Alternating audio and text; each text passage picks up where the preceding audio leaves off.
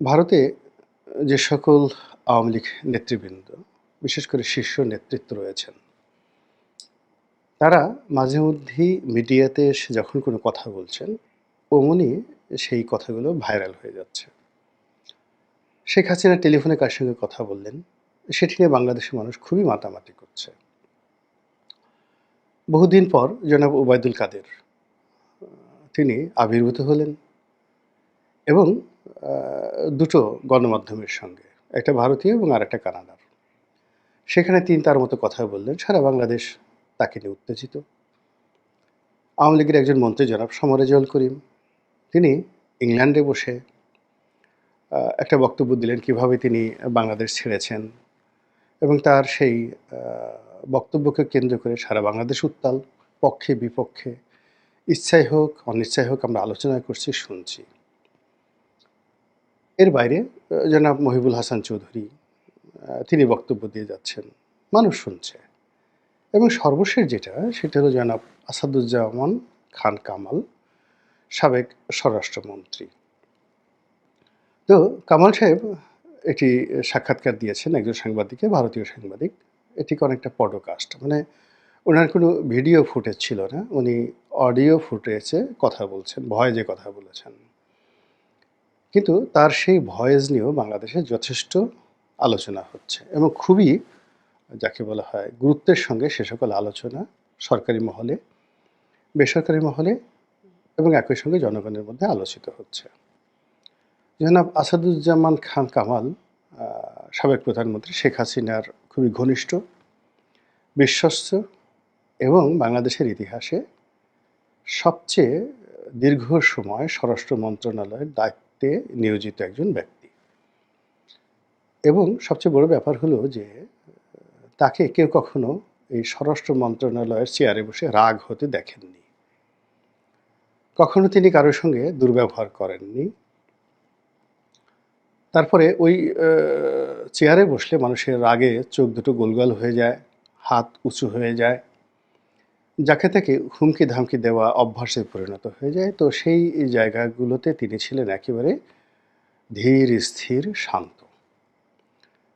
তার বাসভবনটি ধানমন্ডিতে, সরকারি বাসভবন। সেই বাসভবনে সবাই যেতেন। সারারাত সেখানে মেলা বসত। প্রধানমন্ত্রী তাকে যে দায়িত্বগুলো দিতেন, বিশেষ করে হেফাজত থেকে শুরু করে বিভিন্ন আইনশৃঙ্খলার সাথে সম্পৃক্ত আ যে সকল বিষয়াদি রয়েছে, সেটা রাজনীতি হোক, অর্থনীতি হোক, যা কিছু দায়িত্ব দিতেন, তিনি সারারাত জেগে, জেগে সেখানে তিনি তাদের সঙ্গে সেই বৈঠক করতেন এবং সবাই মোরাললেস তার ব্যাপারে খুশি ছিলেন। একদিন দেখলাম যে রাত ২টোর সময় দেখা করার জন্য হেফাজত ইসলামী বাংলাদেশের অনেক নেতা তারা তার বাড়ির সামনে অপেক্ষা করছেন এবং খুশি মনে। এরপর আবার দেখলাম যে তাবলিগ জামাতের যারা নেতৃবৃন্দ রয়েছেন, তারা দল বেঁধে অফিসে যাচ্ছেন। আবার অনেকে দল বেঁধে তার বাসায় যাচ্ছেন। তো দল বেঁধে বাসায় যাচ্ছেন এবং কথা বলতে দেখা গেল যে অনেক রাত হয়ে যায়। তো অনেক রাত হওয়ার পরেও কিন্তু তিনি ধৈর্যহারা হননি কারোর প্রতি। তারপর পুলিশ কর্মকর্তা যারা আছেন, তারা তো সেখানে নিজেদের বাড়িঘরই বানিয়ে ফেলেছিলেন, সেখানে যেতেন। তো মোরাললেস এরকম একটা মন্ত্রণালয় তিনি সুদীর্ঘকাল চালিয়েছেন। সেখানে ঘুষ, দুর্নীতি, অন্যায়, অনিয়ম তিনি যতদিন ক্ষমতায় ছিলেন ততদিন পর্যন্ত আসেনি। এটা তার কৌশল হতে পারে, এটা তার বুদ্ধিমত্তা হতে পারে, অথবা তিনি আসলেই সৎ হতে পারেন। কিন্তু তিনি চলে যাওয়ার পর তার বিরুদ্ধে অনেকগুলো বদনাম মার্কেটে আছে। এটা অস্বীকার করার উপায় নেই। তিনি কারওয়ান বাজার থেকে চাঁদা গ্রহণ করেছেন। পুলিশের নিয়োগ বদলিতে তিনি টাকা নিয়েছেন। তার একটা সিন্ডিকেট ছিল এবং তার একজন এপিএ ছিলেন, যার কারওয়ান বাজারে একটা অফিস ছিল। সেখানে বসে তিনি এরকম লেনদেন করতেন। এ সকল ক্ষমতা থেকে চলে যাওয়ার পর। তা আমাদের দেশের একটা চরিত্র হলো যে মানুষ যখন ক্ষমতাধর থাকে তখন তাকে দেবতার মতো শ্রদ্ধা করে, আর ক্ষমতা থেকে চলে যাওয়ার পর আ তাকে লোকজন যে যেভাবে পারে অপদস্থ করে, অপমান করে এবং তার বিরুদ্ধে বদনাম রটনা করে। এখন জনাব আসাদুজ্জামান খান কামাল তিনি অসংখ্য মামলার আসামি শেখ হাসিনা, ওবায়দুল কাদের এবং জনাব কামাল এই ৩ জনের প্রতি জুলাই আগস্ট বিপ্লবের যারা অধিকর্তা তাদের নিদারুণ ক্রোধ রয়েছে, ক্ষোভ রয়েছে।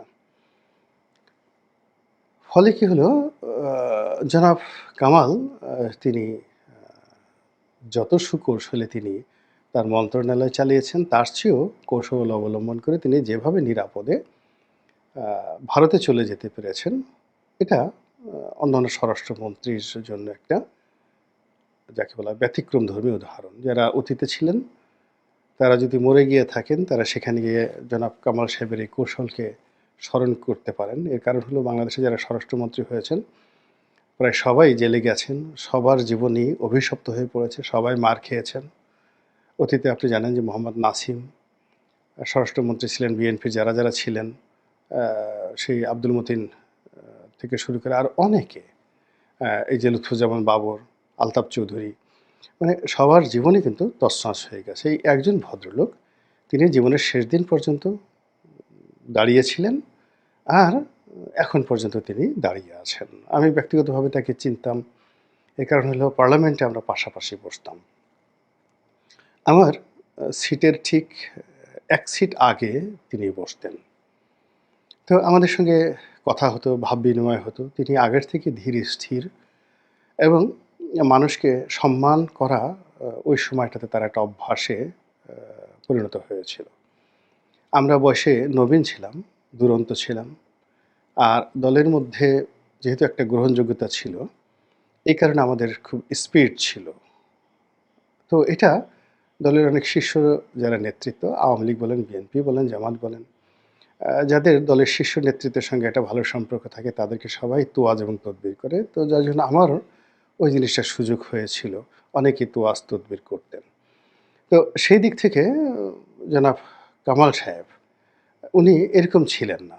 উনি স্বাভাবিকভাবে কথা বলতেন। তারপর শেষে সালাম দিতেন, সালাম নিতেন। আমরা একসঙ্গে নামাজে যেতাম। মাঝে মধ্যে আমি দুষ্টামি করতাম তাকে। একেবারে ২০০৯ সনের যে ফার্স্ট পার্লামেন্ট হতো, তো আমি দুষ্টামি করতাম, "কি ভাই আপনি এরকম ঘাড় বাঁকা করে হাঁটছেন? আপনার হাঁটা চলার মধ্যে একটা মন্ত্রী, মন্ত্রী ভাব চলে এসেছে।" সে তখন মন্ত্রী হয়নি। তো তিনি খুব হেসে দিতেন। হেসে দিয়ে বলতেন, "রনি ভাই কী যে বলেন, লিডার কী যে বলেন।" এত বিনয়ী ছিলেন। আমার মতো ছেলেকে তিনি ভাই বলে সম্বোধন করতেন, মাঝে মধ্যে লিডার বলতেন। এরকম। তো একবার উনি তো একজন মুক্তিযোদ্ধা ছিলেন। তো মুক্তিযোদ্ধাদের একটা অনুষ্ঠান ছিল আগরতলাতে। তো আমি একদিন বললাম যে, "আমার খুব ইচ্ছা আ আগরতলাতে যাবো।" যেহেতু মুক্তিযুদ্ধের সময়টাতে আগরতলাকে কেন্দ্র করে অনেক কিছু হয়েছে। আমি এর আগেও আগরতলা গিয়েছি। কিন্তু এই মুক্তিযুদ্ধ কেন্দ্রিক আলোচনাগুলো কেমন হয়? I have much interest. তো উনি আমাকে বেশ কয়েকবার বললেন যে, "রনি ভাই আপনি যে যেতে চেয়েছিলেন চলেন, যাই।" কিন্তু যেকোনো কারণে আমার যাওয়া হয়নি। তো পরবর্তীতে উনি যখন মন্ত্রী হলেন, মন্ত্রী হওয়ার পর উনার সঙ্গে আমার আসলে একদিনই কথা হয়েছিল অন্য একটা বিষয়। কিন্তু এর বাইরে উনার সঙ্গে আমার কখনোই কথা হয়নি। কিন্তু যেহেতু তার সঙ্গে আমার একটা ভালো সম্পর্ক ছিল, তো তিনি ওই পদে আছেন, আমার একটা কমফোর্ট জোন ছিল। তো যাই হোক তিনি এখন চলে গেছেন। তার বিরুদ্ধে যে সকল কথাবার্তা শুনছি, সঙ্গতের কারণে আমি আঘাতপ্রাপ্ত হচ্ছি, কষ্ট পাচ্ছি। আবার রিসেন্টলি তিনি বক্তব্য দেওয়ার পর সামাজিক মাধ্যমে এটার যে ঝড় হচ্ছে, আমার কাছে মনে হচ্ছে যে এটা নিয়ে কিছু কথাবার্তা বলা দরকার। আমার কাছে যেটা মনে হচ্ছে যে জনাব কামাল তিনি আ ওই যে সাক্ষাৎকারে তাকে পরিচয় করে দেওয়া হচ্ছে তিনি আওয়ামী লীগের একজন শীর্ষ নেতা। তিনি যতদিন মন্ত্রী ছিলেন ততদিন আসলে শীর্ষ মন্ত্রী ছিলেন। কিন্তু আওয়ামী লীগের শীর্ষ নেতা ছিলেন না। তো যখন তাকে পরিচয় করে দেওয়া হলো যে আওয়ামী লীগের একজন শীর্ষ নেতা, তখন ধরে নেওয়া হচ্ছে যে শেখ হাসিনার ডিজায়ার আছে যে তিনি জনাব কামালকে আওয়ামী লীগের নেতৃত্বের শীর্ষ পর্যায়ে তিনি টানতে চাচ্ছেন। এখন এটি আওয়ামী লীগের নেতাকর্মীরা কীভাবে নিবে? কামাল সাহেব এটা কীভাবে করবে? বা দিল্লি এ আসলে তাকে চাচ্ছে কিনা? আ এখানে দিল্লির ইচ্ছায় কিন্তু আওয়ামী লীগের অনেক কিছু হবে। তো এই জিনিসগুলো আমার কাছে ১ম সিগনিফিক্যান্ট মনে হয়েছে তাকে সাংবাদিক আওয়ামী লীগের শীর্ষ নেতা হিসেবে অভিহিত করেছেন। দ্বিতীয়ত জনাব কামাল যে কথাগুলো বলেছেন তিনি আসলে এভাবে গুছিয়ে যখন মন্ত্রী ছিলেন কখনোই এভাবে কথা বলতে পারেননি। তার একটা অভ্যাস হলো তিনি লাজুক প্রকৃতির এবং স্বভাবত তিনি কথা কম বলেন এবং যেখানে কথা বলতে হয় সেই জায়গাগুলো এভয়েড করেন। এমনও দেখা গেছে যে তিনি যেখানে কথা বলতে হবে সেই কথা বলা এভয়েড করার জন্য তিনি হয়তো তার পিএস, এপিএস বা কোনো পুলিশ কর্মকর্তা অথবা তার কোনো পরিচিত সাংবাদিক তাদেরকে তিনি ব্যবহার করেছেন যে লেটস টক। তা মানে তার প্রতিপক্ষ হোক বা তার সঙ্গে যার নেগোসিয়েশন করা দরকার, তার সঙ্গে কথা বলা দরকার হোক, তিনি সরাসরি আসলে কথা বলা, নেগোসিয়েশন করা বা আমাদের যে দুটো শব্দ রয়েছে চালাকি করা, ফাজলামো করা, এই জিনিসগুলো তার মধ্যে নেই। তো সেই তিনি কথা বলতে এগিয়ে এলেন এই ১ম। তার পিছনে নির্দেশনা না থাকলে, তাগিদ না থাকলে এবং আ কোনো যদি মিশন এবং ভিশন না থাকতো, তাহলে তার যে এই সুদীর্ঘ জীবন যেখানে তিনি কখনোই কথা বলেননি, কথা বলাটা তার কাছে ফেভারেবল নয়। যেমন ধরুন আমার কথা বলাটা অনেক আগের থেকেই খুব পছন্দনীয়। এখন হঠাৎ করে যদি আমি কথা বন্ধ করে দেই, এটা কিন্তু একটা যাকে বলা হয় ধরে নিতে হবে যে এর মধ্যে একটা উদ্দেশ্য রয়েছে। তো কামাল সাহেব কথা না বলা মানুষ, তিনি যখন হঠাৎ করে কথা বলেছেন, এই কথা বলার পেছনে শেখ হাসিনার গ্রিন সিগন্যাল আছে, দিল্লির গ্রিন সিগন্যাল আছে এবং আ তাকে কেন্দ্র করে একটা কিছু হচ্ছে। থার্ডলি যেটা মনে হচ্ছে তিনি কথা বলেছেন এবং কথা বলতে গিয়ে আমি দেখলাম যে তিনি যথেষ্ট প্রস্তুতি নিয়ে কথা বলেছেন। তারপর আ তার কথা ছিল পয়েন্টিভ। তারপর তিনি অনেকগুলো বিষয় খুব সুকৌশলে এড়িয়ে গিয়েছেন। অনেকগুলো বিষয় যেটাকে বলা হয় রিগ্রেট, জিনিসগুলো ভালো নয়। সেই জিনিসগুলো তিনি খুব সুকৌশলে সেগুলোকে মোকাবেলা করেছেন। আ অনেক বিষয়ে নিজেকে দলকে রিনোভেট করার চেষ্টা করেছেন এবং তিনি যে আগামীর একজন নেতা সেটাকে প্রমাণ করার জন্য আ যে ধরনের কমান্ডিং ভয়েস দরকার, যে ধরনের দূরদর্শী বক্তব্য দরকার, যে ধরনের অথরিটিয়ান আ কর্তৃত্ববাদ দরকার, ঠিক ঐরকম একটা কর্তৃত্ব তিনি তার সেই বক্তব্যে তুলে ধরেছেন।